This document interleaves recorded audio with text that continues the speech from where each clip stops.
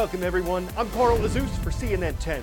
There are 9 countries in the world that are believed to have nuclear weapons, and 2 of them, which happen to be neighbors, have just had a flare-up in their rivalry. We're talking about the South Asian countries of India and Pakistan. Other governments are asking them to show restraint to try to calm down their tensions. Earlier this month, there was a suicide car bomb attack on Indian soldiers in a territory controlled by India. 40 troops were killed. India says a terrorist group based in Pakistan is responsible, and it accuses Pakistan of supporting the attack. Pakistan says it had nothing to do with the bombing, but on Tuesday, India launched airstrikes in Pakistani territory for the first time in almost 50 years. India says it was targeting a camp run by the terrorist group. Then on Wednesday, Pakistan says its Air Force shot down 2 Indian fighter jets that had flown over territory Pakistan says it controls. India confirmed it had lost 1 plane, but said it had shot down a Pakistani jet too. We don't know exactly what happened with the planes, but we can tell you about a problem that's existed between these 2 countries for years. It's a dispute over a territory named Kashmir. It's located on the northern borders of Pakistan and India. Both nations control parts of Kashmir, but both nations claim that the entire territory should be theirs. It's by no means a new dispute. It's caused fighting and wars between them for decades, including the violence that we've seen this week.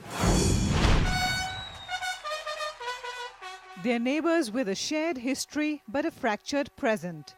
70 years ago, British rulers sliced a giant Indian empire into 2 countries, a new Hindu-majority India and Pakistan, home to mostly Muslims. From the 18th century through independence, the British Empire in India stretched from Afghanistan in the west to Burma in the east. But by the 1940s, anti-colonial sentiment swelled in many British colonies around the world, including India.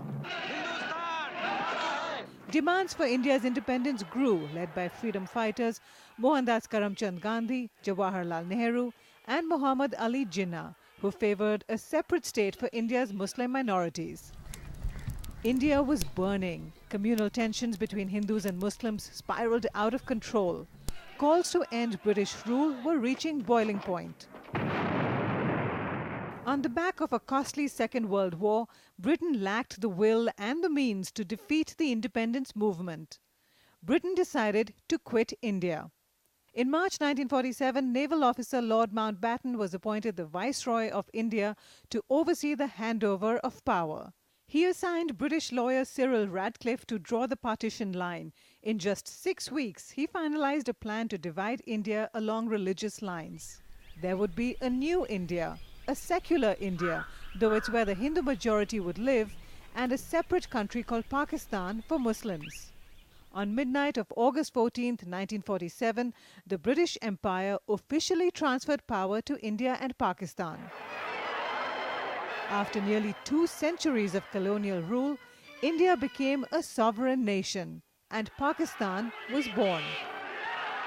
Jinnah became head of the newly formed Pakistan. Nehru became the first Prime Minister of India. At the stroke of the midnight hour, when the world sleeps, India will awake to life and freedom. The partition saw one of the largest human migrations the world has ever seen. Millions of Hindus and Sikhs living in Pakistan headed to India. Millions of Muslims migrated to Pakistan. In trains, bullocks, on foot. In a matter of months, at least 10 million people moved across the borders. At least 1 million Hindus, Muslims and Sikhs died in communal attacks as they crossed the border. Tens of thousands of women and girls were abducted, families were divided. 24 years later, in 1971, the east wing of Pakistan split away to become a separate country called Bangladesh. The west side remained as present-day Pakistan. India and Pakistan have fought 4 wars since 1947, mostly fueled by disputes over the northern Himalayan state of Jammu and Kashmir. Both countries claim it in its entirety, but only control parts of it.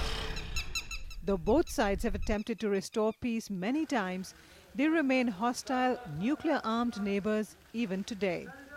Malika Kapoor, CNN, Amritsar, India. 10-second trivia. Which of these landmarks would you find in Yosemite National Park? Chimney Rock, Landscape Arch, Crater Lake, or El Capitan?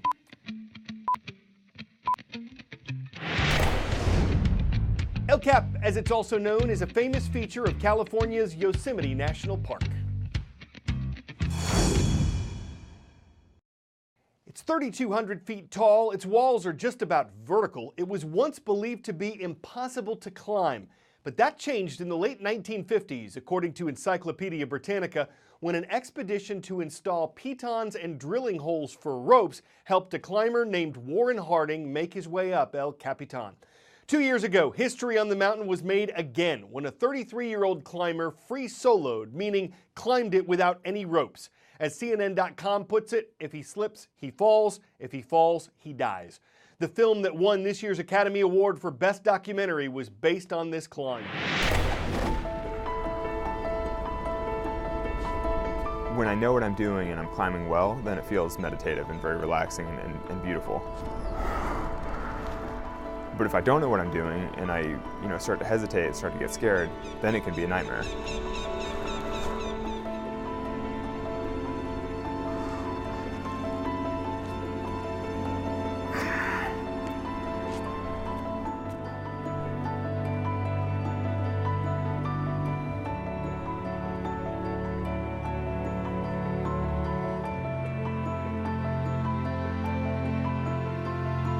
Typically, watching free soloing is scarier than doing it, because when you're doing the climb, you know how comfortable you feel, you know how in control you feel. Whereas when you're watching, you have no idea how the person feels, and so you kind of fear the worst.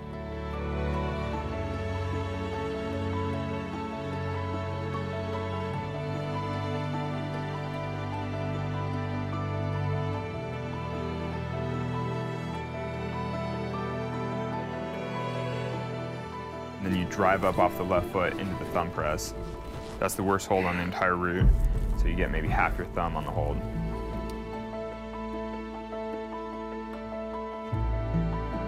As it turned out, when I had the experience, it was probably good that it was so high off the ground, because I had done so much, I was so deeply in the zone, I guess. I was basically performing so well that by the time I got there, I felt incredible, and I just executed it perfectly.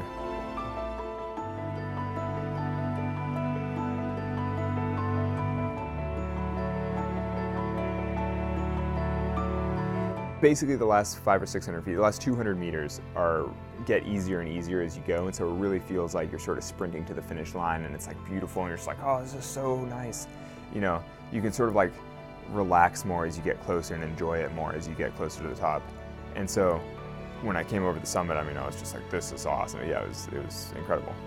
It is definitely a physical challenge to climb El Cap, but compared to the standards of the day, the challenge isn't really physical, or the main challenge isn't physical for free soloing El Cap. It's definitely a bigger mental challenge than physical.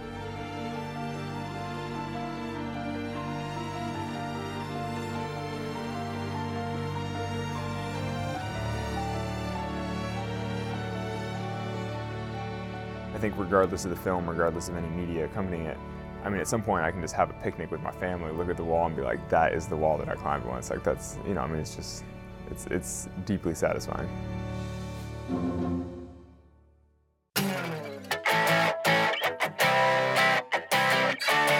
In Japan, there's a restaurant that challenges you to eat more noodles than you thought possible. The small bowls of soba noodles are refilled as soon as you eat what's inside, and this lady managed to take down 300 bowls of them. That's the equivalent of 20 regular-sized bowls of noodles, so any way you do the math, it's a lot, y'all. The restaurant says its record was set when someone ate 570 small bowls, or about 38 regular bowls of soba in one sitting. Finding someone to break that record would be like finding a noodle in a haystack. Critics might call that glutinous. Supporters might say it's worth waiting for. But if you're up for a challenging bowl game and you're bringing a souped-up appetite, it's tough to beat a lunch that's all you can eat. I'm Carl Jesus, and that's CNN.